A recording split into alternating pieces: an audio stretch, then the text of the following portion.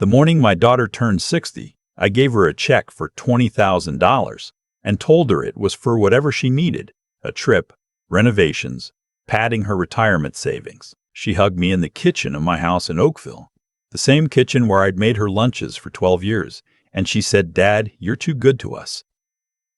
I remember thinking, yes, maybe I am.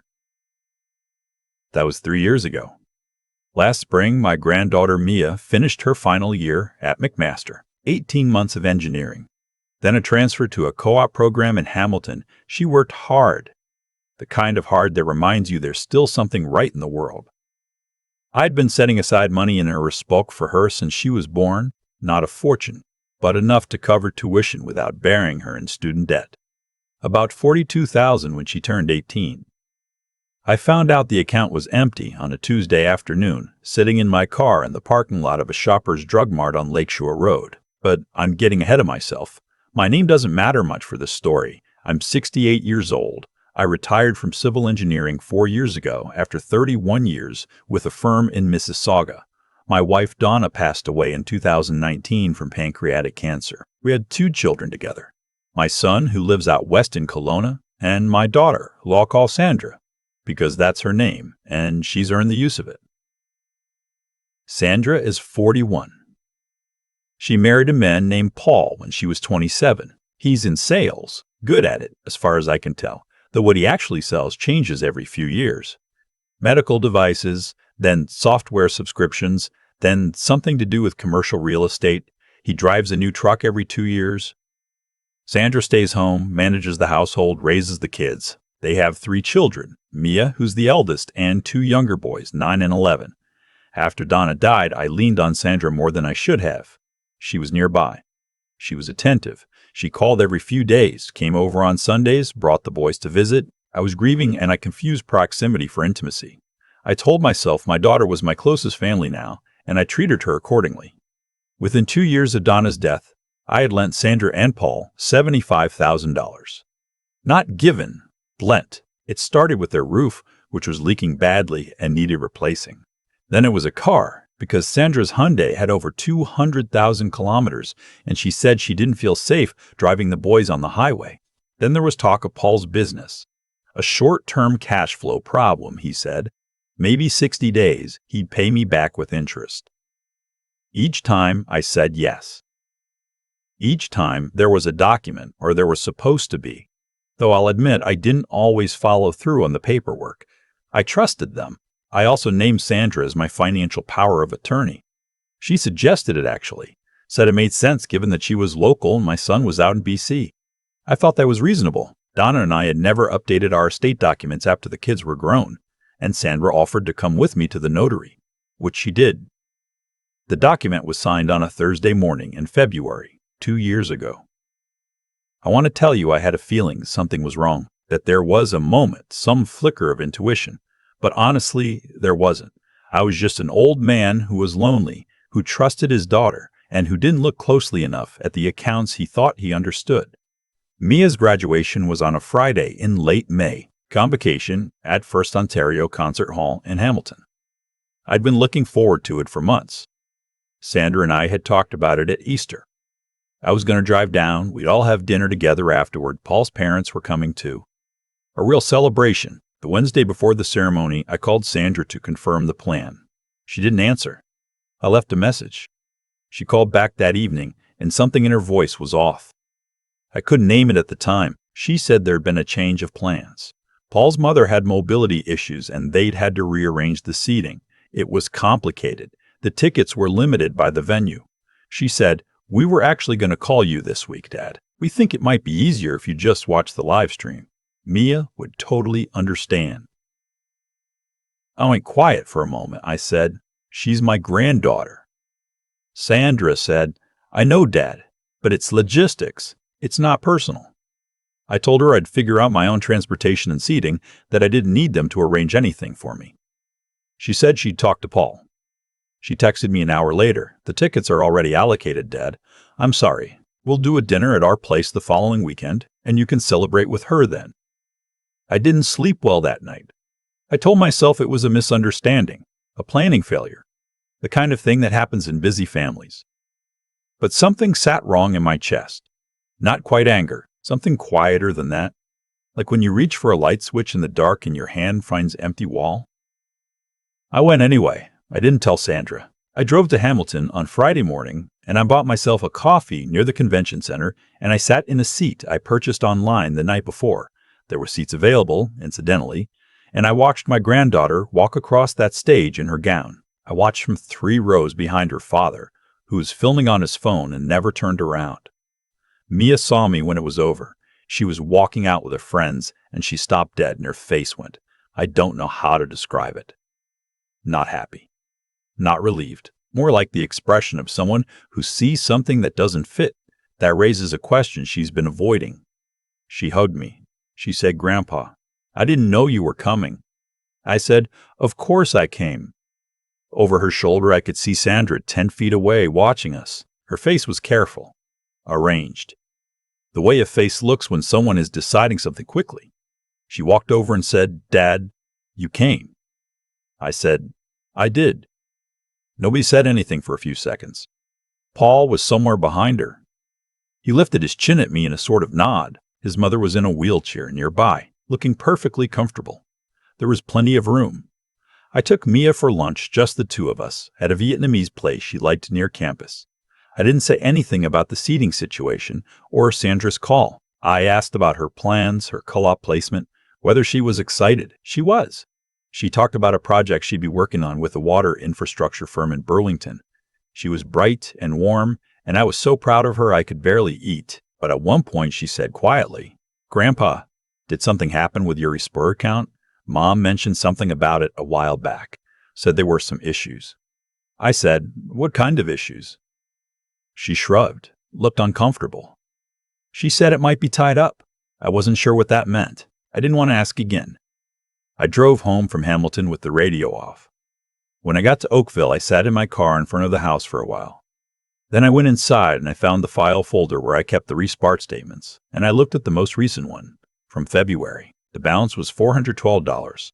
I sat with that number for a long time. Then I went to my computer and I pulled up the online banking and I found the contribution history and I found the withdrawal records, and I spent about an hour going through them with a glass of water and a piece of paper. The withdrawals had started 14 months earlier, 11 of them, spread across the year, in amounts that range from $2,000 to $8,000. The authorization signature on the account documentation had been updated 11 months prior, adding Sandra as a co-signer. I am not a man who cries easily. I sat at my desk, and I felt something I haven't felt since the morning Donna told me her diagnosis. Not the grief. Something different. The specific feeling of something you believed in being quietly, carefully dismantled while you weren't looking. I didn't call Sandra that night. I needed to think clearly, and I knew that if I called her, I would say things that couldn't be unsaid. Instead, I called a friend who'd been in financial services for years, a man I've known since the 80s, and I told him what I'd found. He told me to call my bank first thing in the morning and a lawyer by noon. I did both. The bank was cooperative once I explained the situation. The account manager walked me through the withdrawal history and confirmed the changes to the authorization. There was a form on file that I had not signed. At least the signature didn't look right to me, though proving that would take time. The manager put a hold on further changes and gave me the name of their fraud department. The lawyer, a woman I found through a referral in Oakville, was calm and direct. She told me that power of attorney does not authorize a POA to use the principal's assets for third-party purposes, and it certainly does not authorize unauthorized co-signings on investment accounts. She told me the Respart situation might constitute fraud. She told me I needed to revoke the power of attorney immediately and to change all my banking passwords and contact information. She asked if there were other accounts Sandra had access to. There were. There was my personal checking account, from which 4 payments had been made to an address I didn't recognize, a payment processing company, it turned out, that handled credit card merchant services for Paul's current business venture. I sat in that lawyer's office, and I thought about the check I'd written on Donna's 60th birthday. I thought about the roof and the car and the 60-day business loan that had never been repaid. I thought about how Sandra had suggested the power of attorney, how she'd been so helpful at the notary. I thought about how she'd told me the tickets were allocated, when I'd watched Paul film the whole ceremony from 3 rows ahead of me with empty seats on either side. The following Tuesday, Sandra called to invite me to the dinner she'd mentioned, the celebration. She said Mia was excited to see me, that she'd made a reservation at a seafood place in Burlington, that Paul's parents would be there too. I let her finish. Then I said, "Sandra, I need you to come to my house. Not for dinner. I need to speak with you." There was a pause. "Is everything okay, Dad?" "No," I said. "It isn't." She and Paul came on Thursday evening. I had my lawyer's notes in front of me, and a printed copy of the account transactions. I'd also asked my son to be on the phone. He was on speaker on the counter in BC, 3 time zones away, listening. I put the papers on the table. Sandra looked at them. Then she looked at me. Then she said the thing I'll probably remember for the rest of my life. "Dad, you don't understand the full picture." I told her to explain the full picture to me. What came out over the next 40 minutes was a kind of slow collapse. Paul's business had been in trouble for over a year. They were behind on the mortgage. Not a little behind, significantly behind. They used the Respoc withdrawals to cover payments and avoid going into collections. The payments from my checking account had gone to catch up on Paul's business credit line. The car loan they'd told me they paid off 2 years ago had actually been refinanced, and I had somehow, through what mechanism I still don't entirely understand, been listed as a co-signer on the new loan. Sandra kept saying it was temporary. She said they were going to pay everything back. She said she hadn't wanted to worry me, that I was still grieving, that she was protecting me. I said, "You told people I was unwell." She went still. I'd found out about this separately, through Mia. Apparently, Sandra had told some family friends and Paul's mother and at least one person at the bank that I'd been having some cognitive difficulties, that she was helping manage my affairs because I was struggling. It explained some things. Why the bank had been so slow to question the account changes, possibly why the power of attorney had been treated as quite broad in scope. "You told people I was losing my mind," I said, "so that you could take money from my granddaughter's education account." My son said something from the phone on the counter. I don't remember exactly what. Something short and sharp. Sandra started to cry. Paul said it wasn't like that it it was more complicated, that they'd never meant for it to go this far. I told them both to leave my house. Paul said he wanted to explain more, that if I'd just hear him out. I said, "Get out of my house. Both of you." They left. I sat down at the kitchen table. My son was still on the phone, and he talked to me for a while, and then I told him I needed to think, and I hung up. I made tea. I looked out the window at the backyard, the maple that Donna and I had planted the year we moved in, 32 years ago. It was just starting to show new leaves. What happened over the following weeks was not dramatic, but it was thorough. My lawyer sent a formal demand letter for the RESPR funds, the checking account withdrawals, and the amounts owing on every loan document I could locate, the ones I'd signed and the ones I hadn't. The power of attorney was revoked in writing and registered. The co-signer listing on Paul's car loan was formally disputed. Sandra called 3 times in the first week. I didn't answer. She sent a text that was long and apologetic and full of explanations that amounted to the same thing she'd said at the table. She hadn't wanted to worry me. I wrote back one sentence. "My lawyer will be in touch." Paul came to the door on a Saturday morning, alone. I could see him through the front window. I didn't open the door. He stood on the porch for a few minutes and then he left. The bank's fraud department determined there had been unauthorized activity and initiated a recovery process. Not all of it would come back. Some of the Respoc withdrawals had been spent in ways that would take time in a civil process to pursue. But the co-signer on the car loan was removed. The payments from my checking account were flagged, and the bank reversed what they could. Mia called me in June. She'd been told, apparently, some version of events by her mother. She was quiet on the phone, careful, but I could hear something underneath.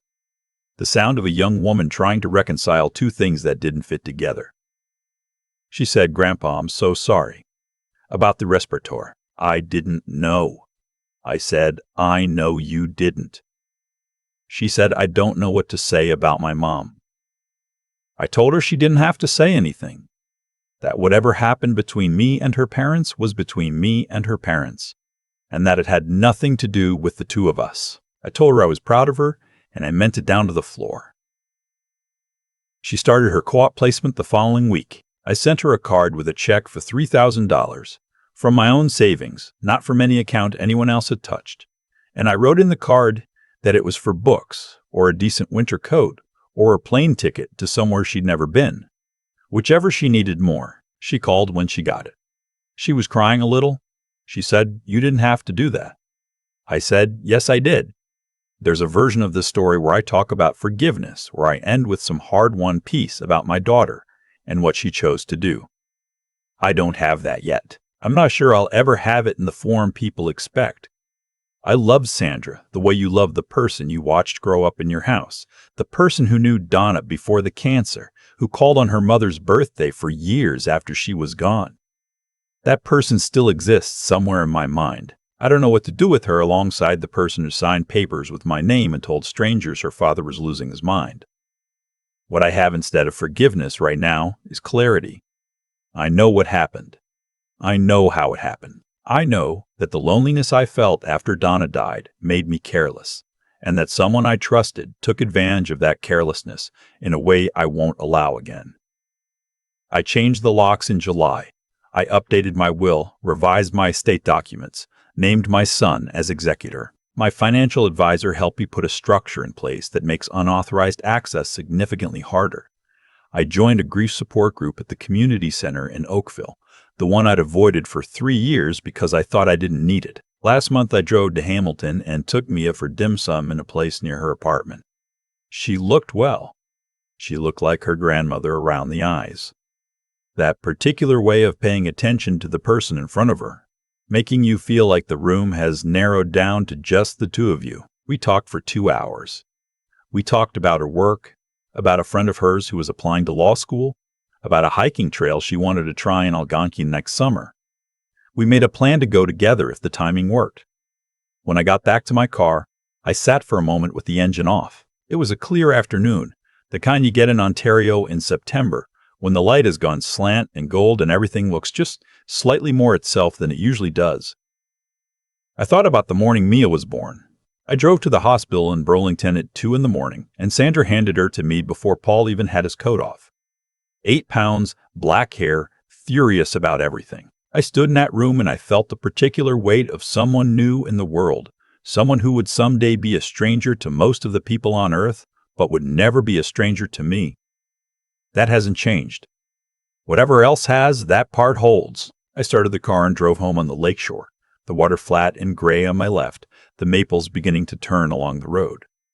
68 years old and still here, still learning something apparently. The air through the cracked window was cool and smelled like leaves and lake and the particular end of summer feeling that has never in my life stopped meaning something. I turned up the radio and drove.